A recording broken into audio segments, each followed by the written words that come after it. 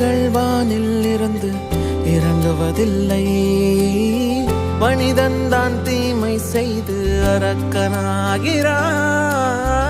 இதயத்தில் தர்மம் என்றும் உறங்குவதில்லை. இதை உணர்பவன் தானே மீண்டும் மனிதன் ஆகிறான். இங்கு எதை தேடி வந்தோம் என்று, எதுவாக ஆனோம் என்று அறியாதவன் மிருகமாகிறான். நான் யார் இறைவா, விடைத்தாய் இறைவா.